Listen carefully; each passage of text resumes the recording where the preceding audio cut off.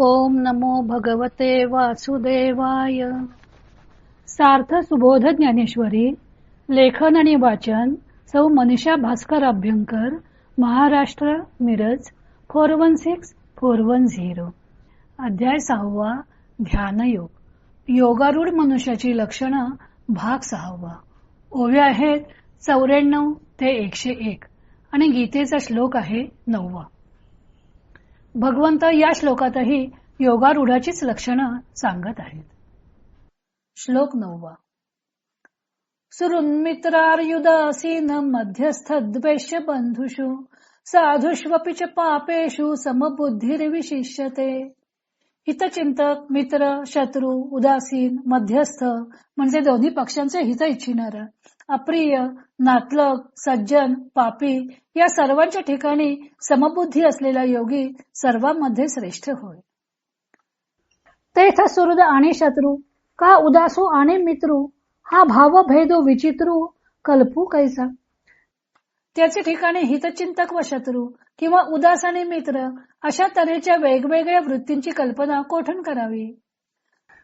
तया बंधू कोण काह्याचा द्वेषिया कवणू तयाचा.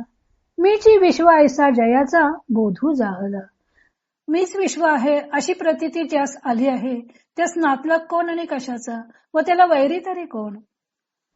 मग तयाची ये तिथी अधमोत्तम असे किरीटी काय परिसाची ये कसवटी वानिया कीजे. मग त्याच्या दृष्टीने अर्जुना वाईट चांगले असेल का. परिसाच्या कसोटीवर घासले असता सोन्यात निरनिराळे प्रकार करता येतील का. ते जैशी निर्वाण वर्णोची करी तैशी जयाची बुद्धी चराचरी होय साम्याची उजरी निरंतर. ती परिसाची कसोटी ज्याप्रमाणे त्यास उत्तम रंगाचे सोने करते, त्याप्रमाणे ज्याच्या बुद्धीमध्ये चराचराविषयीच्या समतेचा निरंतर उदय होतो. जे ते विश्वालंकाराचे विसुरे जरी आहाती आनाने आकारे तरी घडले एकची भांगारे परब्रह्मे. कारण विश्वातील प्राणीरूप अलंकारांचे समुदाय जरी निरनिराळ्या आकाराचे आहेत तरी ते एक परब्रह्मरूप सोन्याचेच बनलेले आहेत. ऐसे जाणणे जे बरवे ते फावले तया आघवे म्हणून आहाच वाहाचे न झकवे येणे आकार चित्री. असे जे उत्तम ज्ञान ते त्याला सर्व प्राप्त झाले म्हणून तो वरवरच्या या नाना प्रकारच्या आकाराने फसत नाही. घापे पटा माझी दृष्टी दिसे तंतूची सैंध सृष्टी परी तो एक वाचूनी गोठी दुजी नाही. वस्त्रावर दृष्टी टाकली असता त्या वस्त्रामध्ये जिकडे तिकडे तंतूचीच रचना दिसते, तरीही पण त्या वस्त्रात एका सुता वाचून दुसरी गोष्टच नाही. ऐसेनी प्रतीती हे गवसे ऐसा अनुभव जयाते असे तोची समबुद्धी हे अनारिसे नव्हे जाणे. अशा या तंतुपट न्यायाने हा वर सांगितलेला अनुभव येतो व असा ज्याचा अनुभव आहे तोच समबुद्धी होय, यात अन्यथा नाही असे समज. 9व्या श्लोकातही योगारूढाच्या समबुद्धीचेच वर्णन केलेले आहे. योगारूढ मनुष्य कोणाकोणाच्या व कशा बाबतीत समबुद्धी बाळगतो ते यात सांगितलेले आहे. या श्लोकातील पहिले 2 चरण मिळून एक द्वंद्व समास आहे. आपण जगात वावरत असताना आपण नाना प्रकारच्या माणसांच्या सहवासात असतो. प्रत्येकाचा स्वभाव निरनिराळा. श्लोकामध्ये मनुष्याचे या जगातील लोकांचे किती प्रकारचे संबंध असू शकतील त्याची यादीच केलेली आहे. काही आपले हितचिंतक असतील, काही मित्र असतील, तर काही शत्रूही असतील. काही माणसे उदासीन असतील, त्यांना आपल्याशी काहीच देणं घेणं नसतं. काही मध्यस्थ असतात, ते आपले व आपल्या शत्रू पक्षाचे सुद्धा हित इच्छिणारे असतात.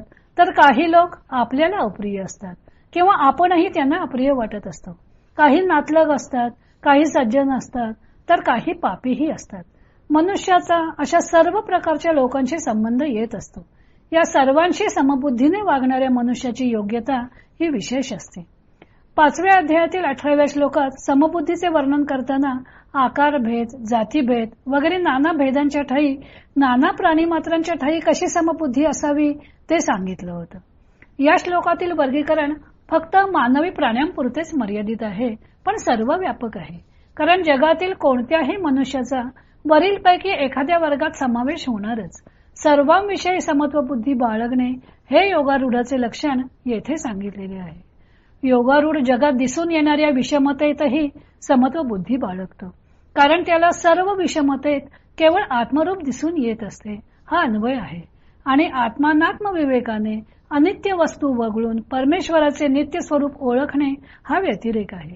आणि व्यतिरेकापेक्षा अन्वयाने समत्व बुद्धी राखणाऱ्या मनुष्याची योग्यता अधिक आहे असे भगवंत म्हणत आहेत.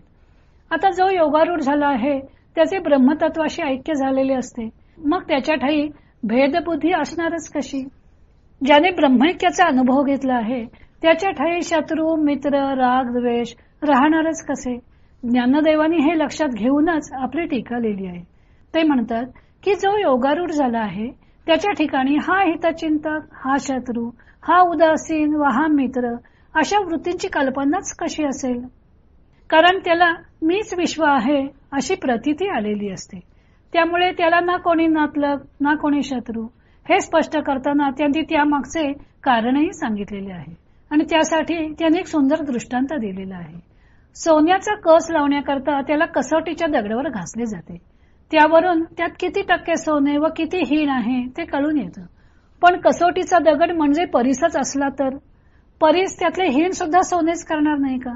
त्यामुळे सोने कमी कसाचे जरी असले तरी परीसाच्या कसोटीवर ते उत्तमच ठरते. तसे योगारूढाची समबुद्धी म्हणजे परीसाची कसोटीच आहे. त्या कसोटीवर प्रत्येक मनुष्य, मग तो शत्रू असो नाहीतर मित्र असो, त्याचे रूपांतर त्याच्या बाबतीत आत्मरूपातच होते.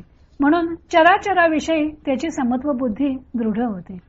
विश्वातील सर्व प्राणी मात्र म्हणजे जणू काही सोन्याचे अलंकार व ते सर्व परब्रह्मरूपी सोन्याचेच बनलेले आहेत अशी ज्ञानदेवाने आणखी एक उत्प्रेक्षा केलेली आहे.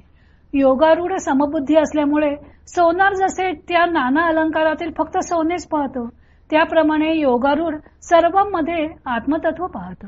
किंवा वस्त्रामध्ये खरं तर फक्त उभे आडवे तंतू असतात, तसे सर्व प्राणी मात्रांमध्ये आत्मरूप आहे हे योगारूढ जाणून असतो. पुढे ज्ञानदेवाने योगारूढाचा महिमा गायलेला आहे. तो भाग आपण उद्या पाहू.